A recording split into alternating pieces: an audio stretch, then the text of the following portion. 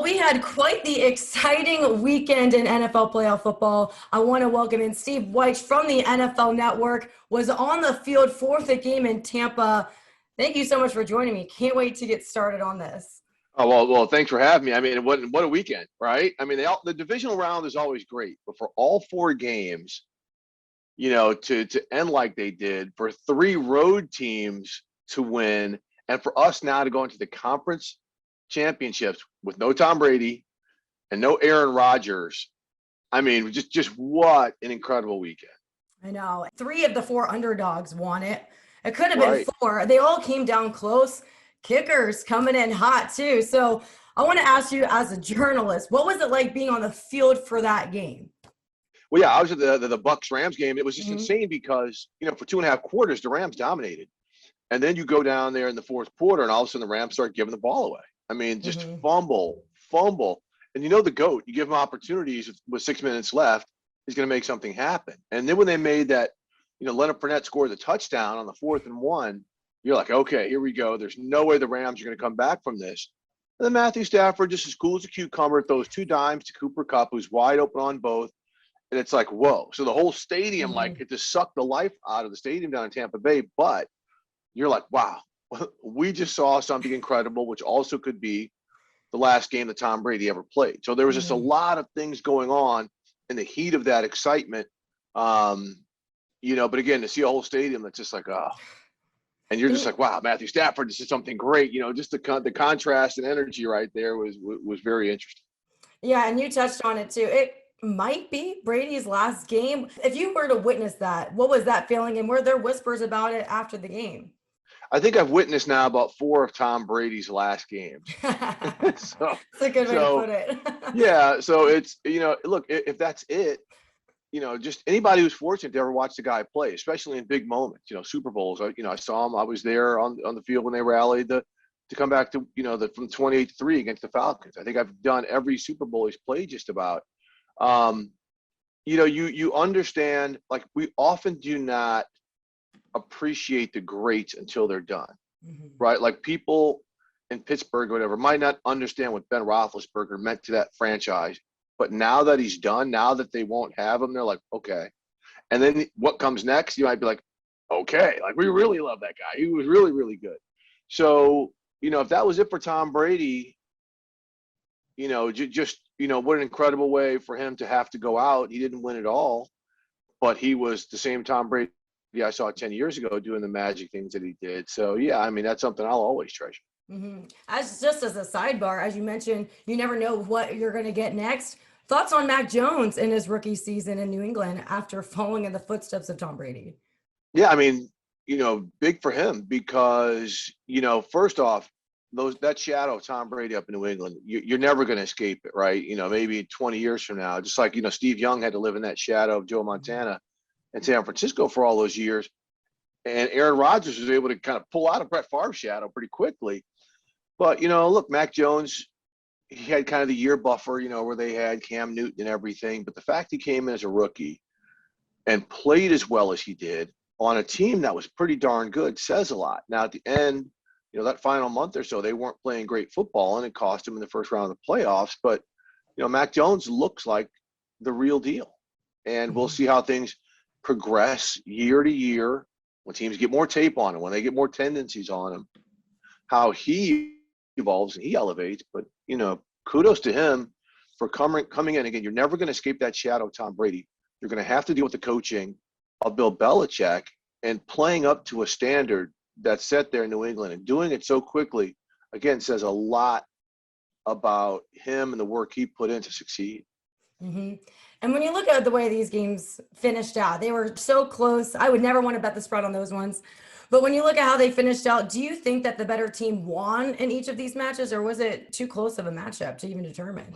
We continue to talk about the better team, but it's never about that in the playoffs in any sport. Well, you know what? I'll say this. It's never about this in the playoffs in the NFL because it's one game and it is all about matchups, right? When I went to the Tampa Rams game, I was like, the Rams match up great with the Buccaneers, which is why they've beaten them three in a row since, they faced them with Brady, right? Their personnel matches up just perfect. The way they play matches up perfectly. So in terms of the better team, we can sit there and say that is anyone though, on paper, going to say that Cincinnati is a better team than Tennessee. No, but they matched up perfectly. So when they met head to head on that given Saturday, they were the better team. And seriously, when you watch that game, you're just still kind of like, Joe Burrow got his brains knocked in, right? He got sacked, was it 9 times, probably hit twice that. Not a touchdown. Come out with the win. Right. So you're like, okay, Tennessee seemed to have dominated, but the Tennessee was all over the place offensively. I don't think their play calling was great. Their execution clearly was not on point, as were the giveaways. So, again, playoffs are about matchups. Hard to say if the better team won all the games, but the better team on that particular day absolutely did. Yeah, and this is a question that's been asked since last night into the morning. We're hearing a lot about it. Is the NFL overtime rules? The Bills were not able to have a chance with the ball. Do you think that the NFL should change its rules when it comes to overtime so that Josh Allen could have had a chance with it? Or do you think there was mismanagement in coaching with the time there? There was 13 seconds and they could have stalled it a bit. I'm not big on them changing the rules. I mean, look, I like what they did. Before, most of my life, it was sudden death. First team that scored won. So you lost a coin toss. You pretty much lost because the team just has to go 35 yards and kick a field goal and it's over. So now if they did that, if you kick a field goal, the other team has the opportunity.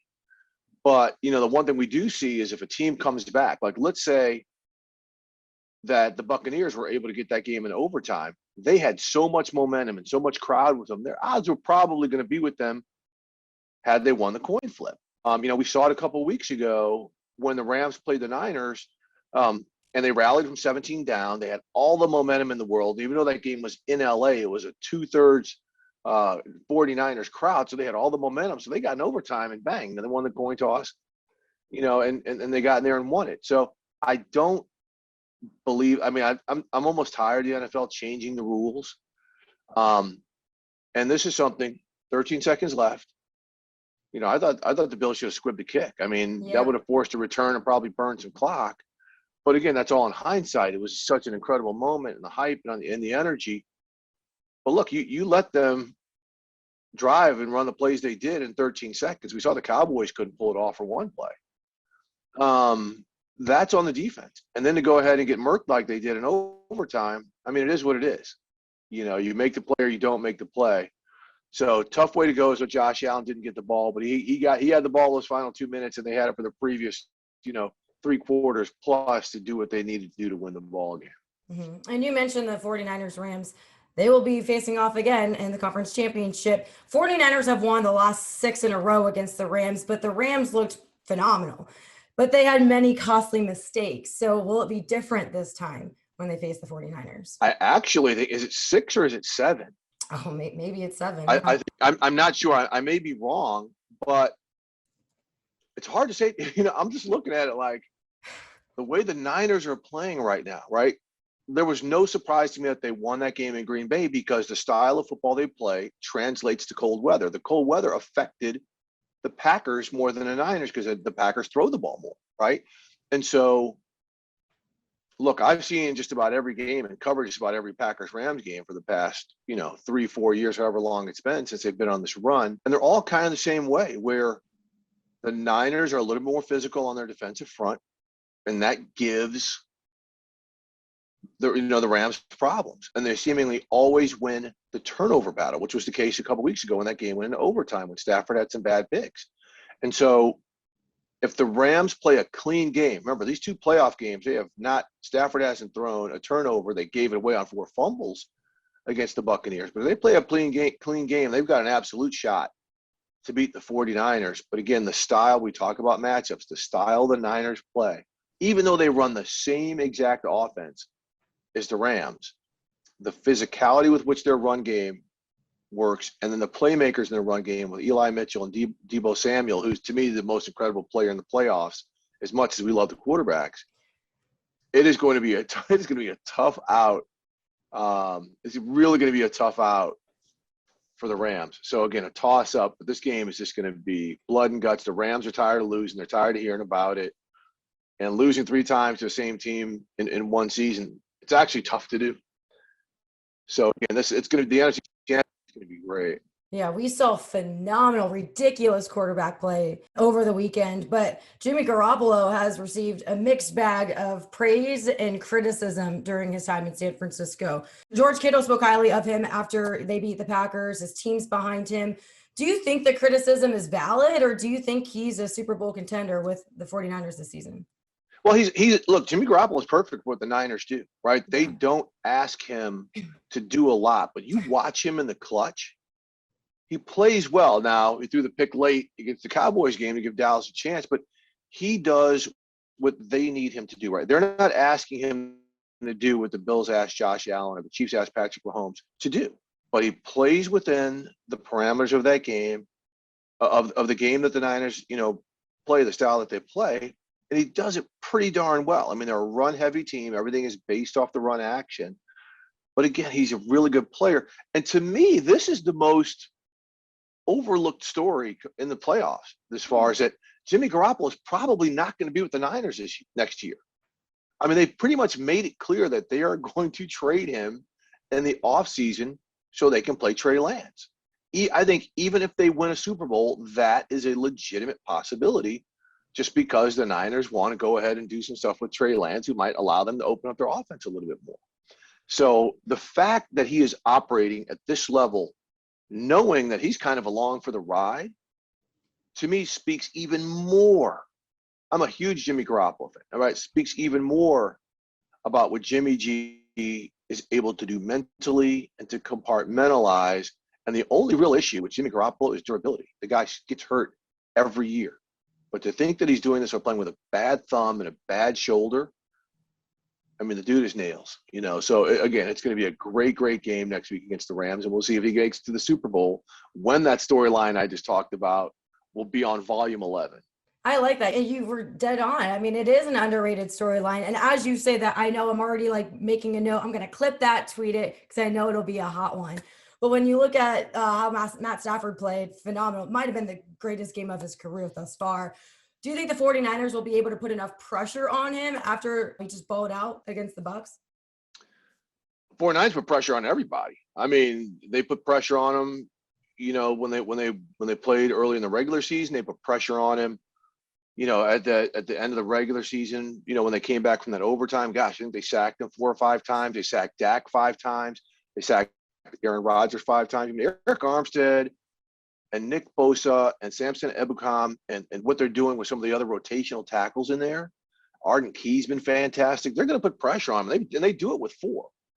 I mean, those dudes are absolute monsters, and they find a way. And the main thing they do is they take away the run game, right? Again, everything that offense is predicated on is the run game, whether you can run it successfully or at least successfully enough to have play action passing game. You take away the run game, you make Matt Stafford a deep drop back quarterback, and that's what those guys can get after him.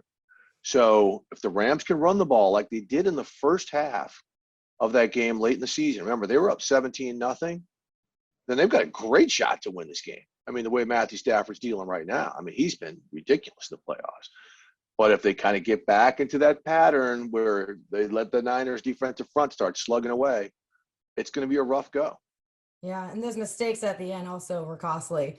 But you spoke a lot about how impressive McVay's been in developing talent. I mean, they get lots of turnover because when you develop great staff, they go away and they get better opportunities.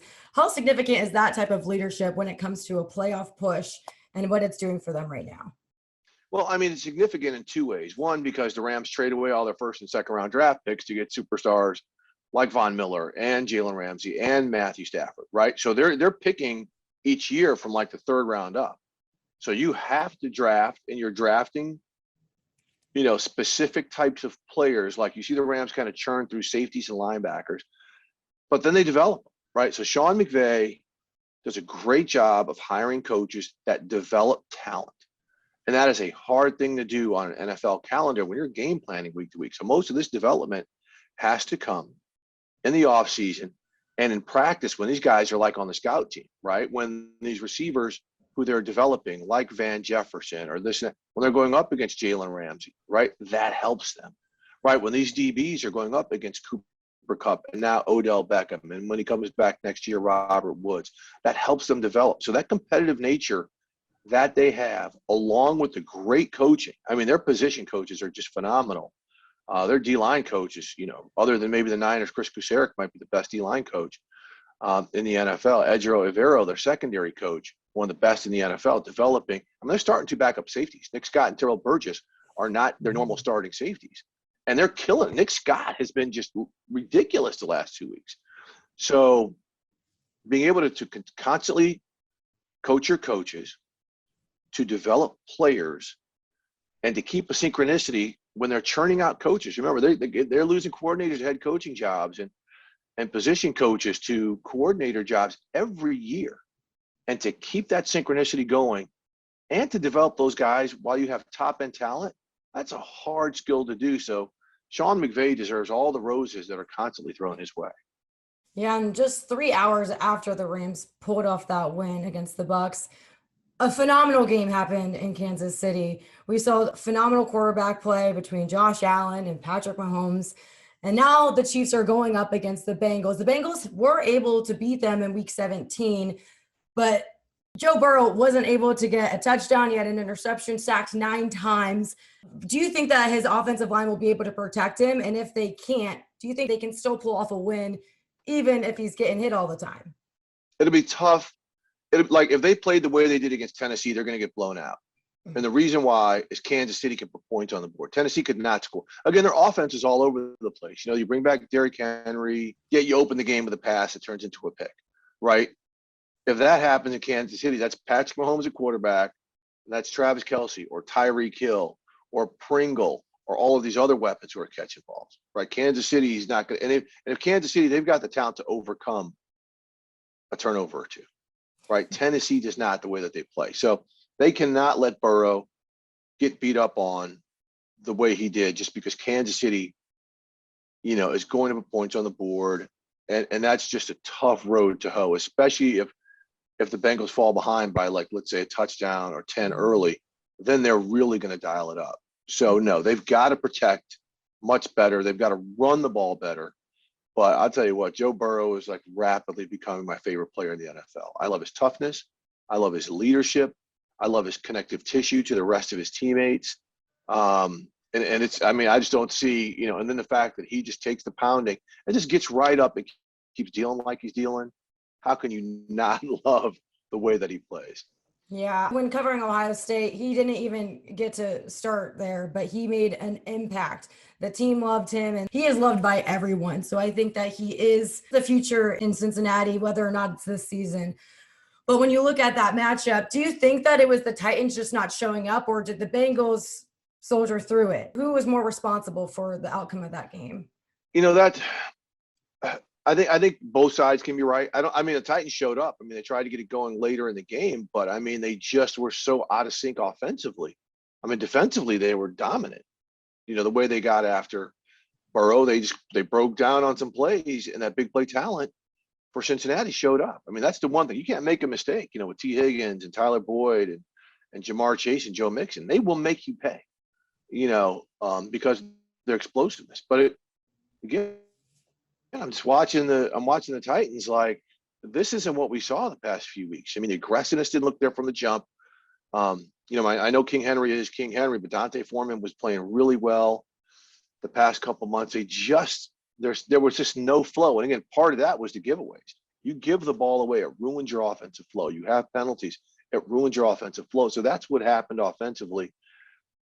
And, that's where Tennessee now is going to have to say, okay, look, year after year we get here and we keep falling short.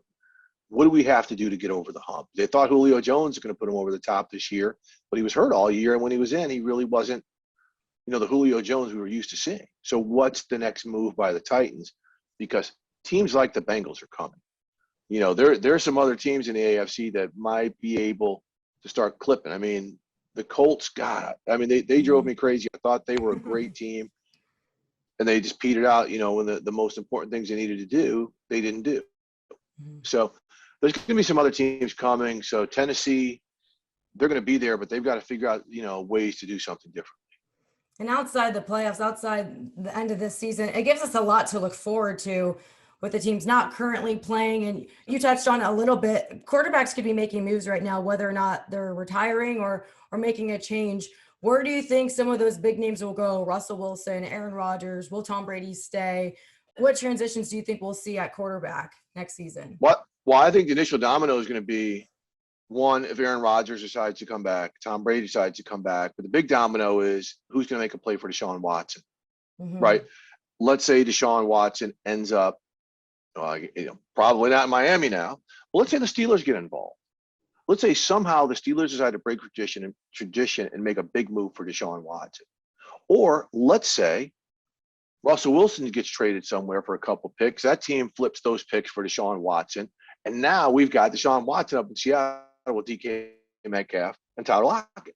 So those are the interesting things. And with Rodgers, you're hearing a lot about possibly Denver. That's why Nathaniel Hackett, his OC in Green Bay is probably in play in Denver. But, Aaron's going to be selective. He said he doesn't want to go to a rebuild. And Denver has the tools. They've got a really good offensive line, really good receivers, and they got players on defense, right? They just happen to play in the same division as Patrick Mahomes and Justin Herbert, and as for now, Derek Carr. But, okay, where does Jimmy G go? Do the Raiders, if they decide to blow this thing up, do they move on from Derek Carr, which I think would be crazy? Derek Carr's a good quarterback. I mean, this is one thing where there's not draft picks right now who are going to come in and do what Mac Jones did. Right, so it's just really hard to tell, but I do think there's going to be a lot of conversations the next couple of weeks about Russell Wilson being gone, about Aaron Rodgers, being on the move, and then some of the ancillary things. What are the Saints going to do? Is Jameis come back there? There's going to be more teams that need quarterbacks than there are going to be top-end quarterbacks available.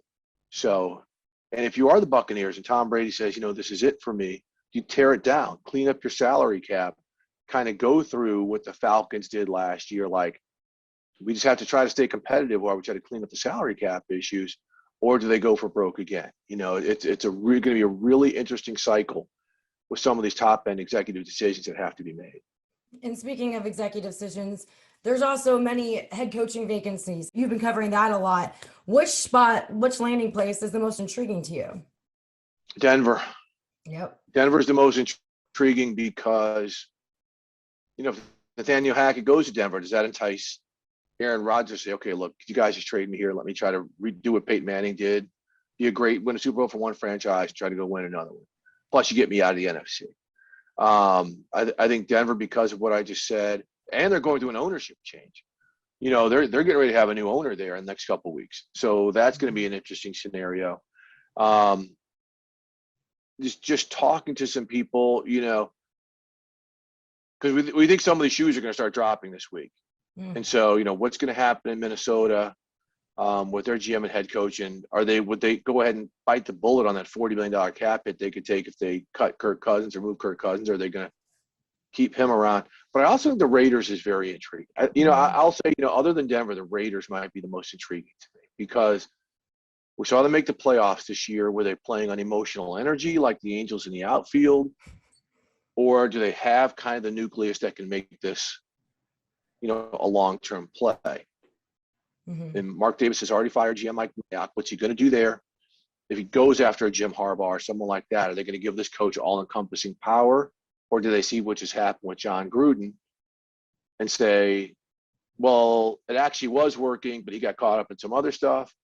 Or maybe we want to have a different division of power. So a lot of big things there just on the entire power structure for a franchise, which I think has tremendous growth opportunities on and off the field in Las Vegas, to see who the point man there is going to be. If they're going to move on from Derek Carr, which again, I think is a crazy idea. And what they can do with, I think, is a pretty solid roster moving forward. That one is intriguing because there could be a quarterback and head coaching vacancy. Would that go into which quarterback combo they get? Will it be a mutual decision on whether you want to go with the guy who's going to be the head coach? But I am interested in what you think will happen with Brian Flores, because a lot of us were still trying to figure out why was he released. I guess communication was what they said there, but a lot of people know that he'll be successful elsewhere. Where do you see him landing? I know the Giants have been a big one right here, but where do you think would be the best spot for him to go? Yeah, just talking to people around the league, the Giants and Bears seem like the two spots where he's probably in really good footing. Again, we'll see. I mean, look, you go to the Bears, you have Justin Fields. He has a quarterback, which he didn't think he had in Miami. I mean, they're legitimate. He legitimately did not think highly of Tua moving this team forward to where he thought it could go.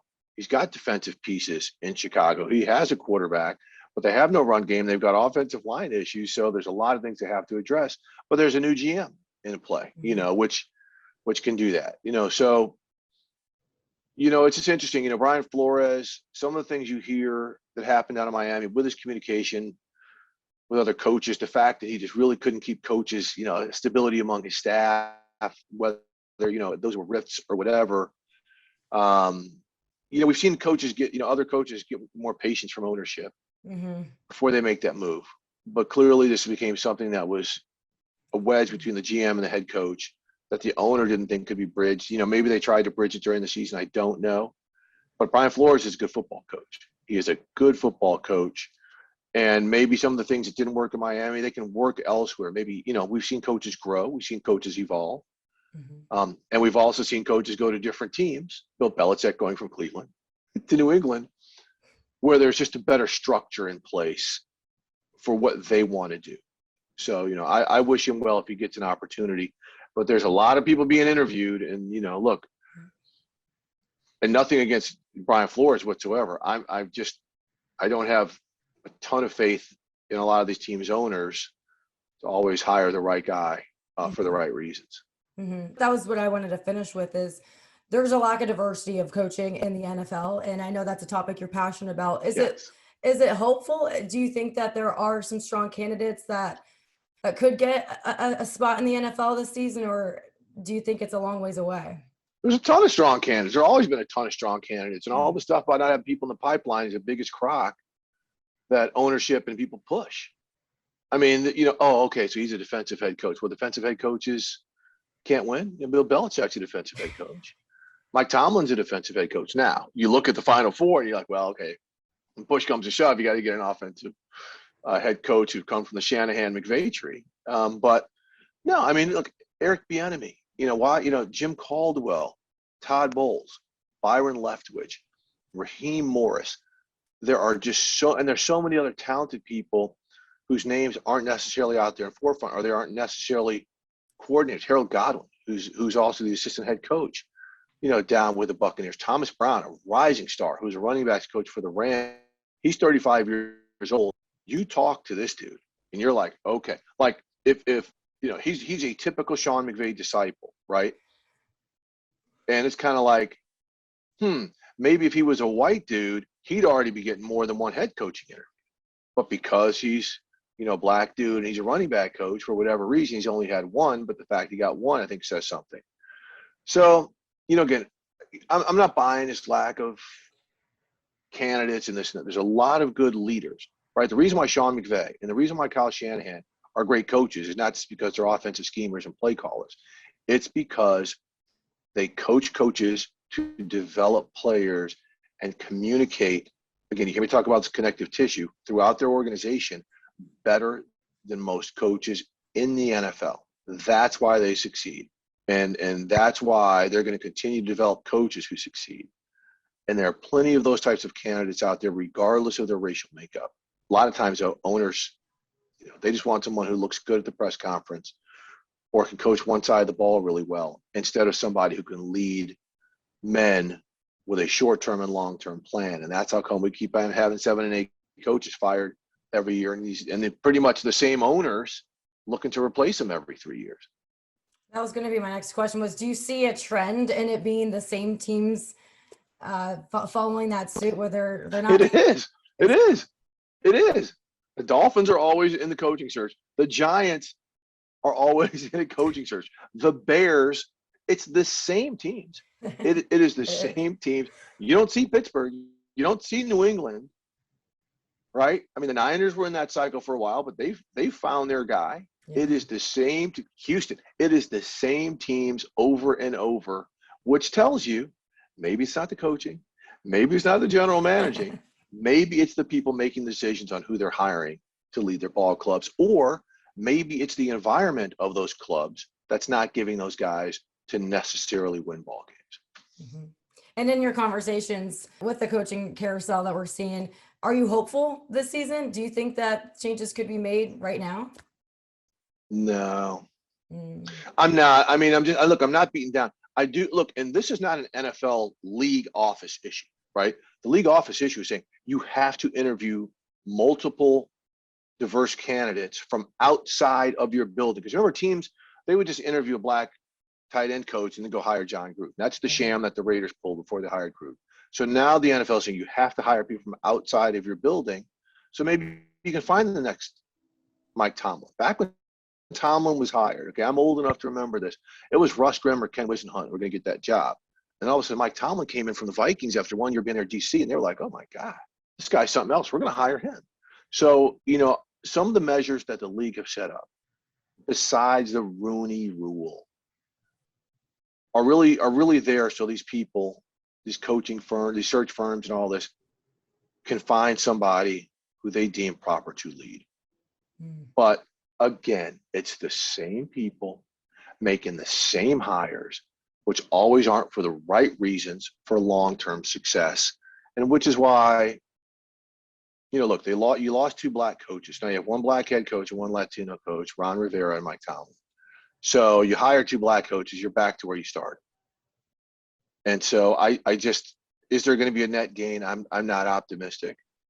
But, I don't think anyone's ever going to give up on this issue either, because at some point there's going to be changes in ownership with more progressive thinkers like we've seen in NBA ownership that could start hiring people for the right reasons and by merit. Because a lot of times the big argument is, why are you hiring people for color? Shouldn't the best guy get the job? The best guy was getting the job. We wouldn't need a Rooney Rule. We wouldn't need to be talking about inclusion and diversity because there would be people of color in those jobs already. Right. I can't thank you enough. You provide such great insight. This was a treat, not only to have football like that over the weekend, but to have you come on the day after to break it all down. And man, do we have a lot to look forward to, as we got a lot going on in the offseason too. So definitely continue to follow you. Where can we find you outside of NFL Network? We got you everywhere there, on Twitter, on social media. Yep. We got to get more of you. Yep, I'm on Twitter and Instagram at Wyche, WYCHE 89. So same handle for both, and that's pretty much about it.